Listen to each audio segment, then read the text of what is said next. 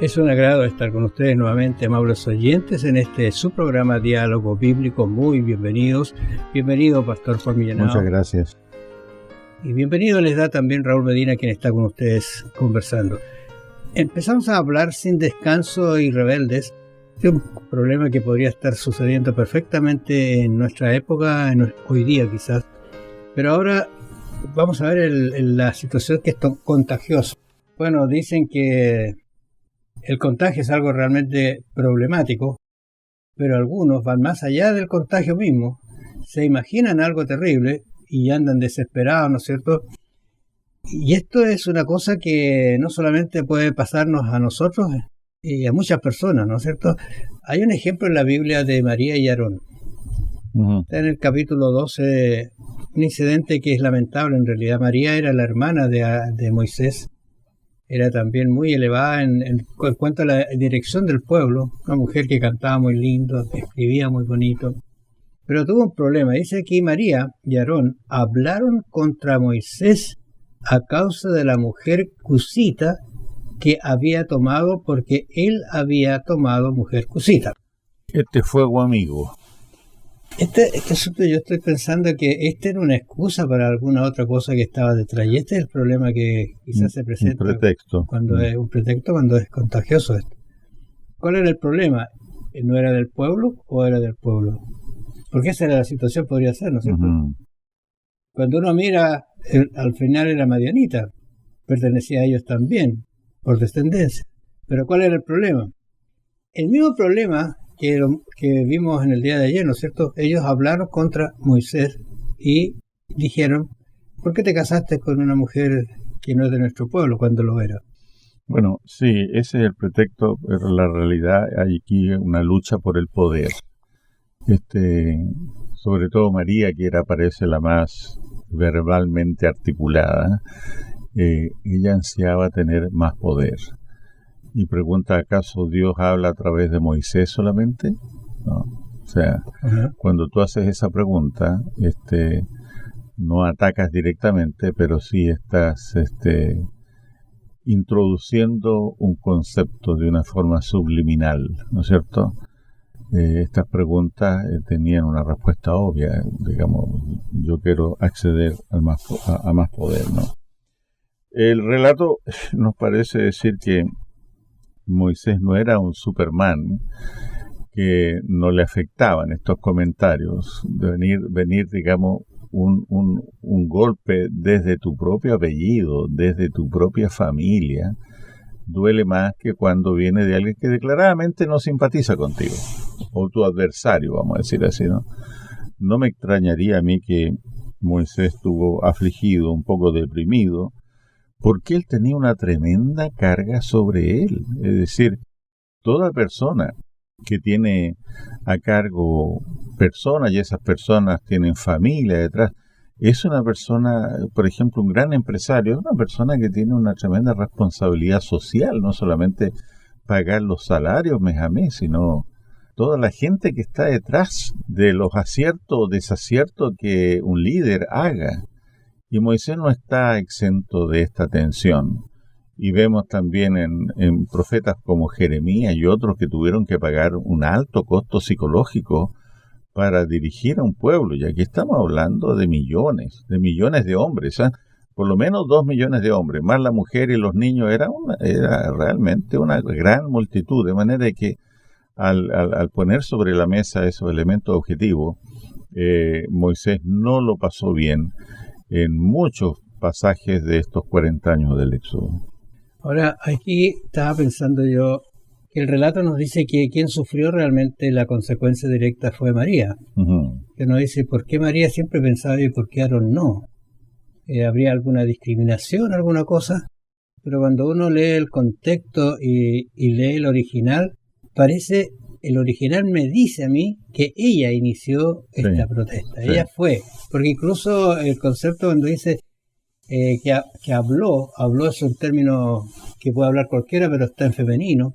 Ella inició la situación y recibió las consecuencias. Ahora dice el verso siguiente, porque está hablando de un problema bastante serio. Yo me imagino que esto entorpece la dirección de Moisés. Y él le dijo, oí ahora mis palabras, cuando haya entre vosotros profeta de Jehová, le apareceré en visión, en sueños hablaré con él. Ujú. Está dando una descripción de lo que sucede con el profeta, porque hay lo que tú decías hace un rato. Pareciera que no es que se casó, sino que yo también podría hacer lo mismo que Moisés, y a lo mejor lo podría hacer mejor. Eso está entre líneas, ¿no es cierto? Tomar la dirección. Muchos hablaron en el pueblo acerca de la dirección de Moisés y lo criticaron, pero no sabían qué había detrás de su espalda dirigiendo todo ese pueblo, ¿eh? Ujú. La confianza que tuvo Moisés para, por ejemplo, cuando hubo aguas amargas, tú recuerdas, todo el pueblo en contra de él, vamos a morir de sed. Clama a Dios y Dios le dice que es lo que tiene que hacer. Pero en ese instante, ahí donde está el hombre de fe. Habría soportado a Aarón, y a mí, enseguida me viene a mí Aarón y el becerro de oro, ¿eh? Son cosas que uno dice... Un liderazgo débil ahí. Claro, o sea, no era cualquier cosa Moisés, muy manso, humilde, pero se criticó. ¿Qué sucede ahora? Yo creo que, Raúl, eso nos anticipa. Lo que sufre Moisés ya está anticipando incluso la inquietud de nuestro Señor Jesucristo en el liderazgo espiritual que él tuvo con sus discípulos, con las personas que lo rodeaban. Hay muchos autores que opinan que cuando el Señor vino acercándose al momento de iniciar su ministerio público, tenía legítimamente la inquietud si estaba preparado para comenzar a marchar hacia la cruz, porque había claridad que esa era su misión, morir por el mundo. Nuestro Señor no vino a formar familia, a casarse, a tener hijos. Él vino a morir en la cruz, esa era su misión. Y la gran interrogante, ¿estoy preparado para eso? Con las presiones que tendría, naturalmente Moisés tuvo presiones, aflicciones y preocupaciones, pero la de Jesucristo tenía que ver con los pecados del mundo, era otra dimensión de responsabilidad. Es por eso que Mateo nos habla que se escuchó una voz de los cielos en ocasión del bautismo de Cristo que dijo, tú eres mi Hijo amado, en quien tengo complacencia. Toda persona que ejerce liderazgo y que siente que a veces le flaquean las rodillas, necesita escuchar estas mismas palabras, ¿no? Estamos hablando de un mundo espiritual. Tú eres mi Hijo amado, estoy contento contigo, sigue adelante. Eso lo debe haber recibido Moisés, así como Cristo lo recibió en ocasión de su bautismo y casi al final de su ministerio público igual, el Señor lo refrendó. Ahora lo peligroso, quizás tenemos que tener cuidado con eso, porque nosotros podemos hacer un comentario, una crítica. Cuando alguien dice críticas constructivas, yo tengo dudas de las críticas constructivas, pero lanzamos una palabra y sabes tú que, vamos a ser sinceros, alguien se contagia. Sí. Oye, tiene razón, ¿no? Fíjate, no me había dado cuenta de ese detalle. Sí. Ahora, ¿cuál fue el castigo? Dios tenía que ser ejemplar en este sentido. Los llamó al tabernáculo, y mientras él hablaba, dice que salió el fuego, se mostró en el tabernáculo, y Aarón mira a María y estaba leprosa. Sí. Qué terrible, ¿eh? Sí. Hay cosas que a Dios no le gusta, y hay cosas que a Dios le gusta. Pero esa fue una ocasión para que Aarón intercediera por María, su hermana.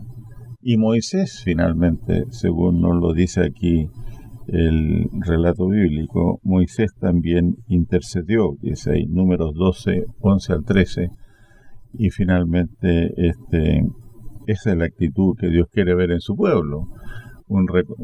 Ha habido una sanción frente a una rebelión, la de María, pero también ha habido un castigo, pero también ha habido perdón. En ese ciclo uno puede ganar, si uno quiere, ganar espiritualmente, ubicarse a sí mismo y conocer más a su Dios, ¿no? Así que esto es una crisis, como se llama, y la palabra crisis deriva de dos expresiones, peligro y oportunidad. Cuando Dios maneja las crisis, entonces es una oportunidad para crecer. Bueno, es para pensar, amados oyentes, el pueblo se tuvo que detener una semana, pero Dios, como tú dices, tuvo perdón para ellos. Vamos a volver mañana. Bendiciones.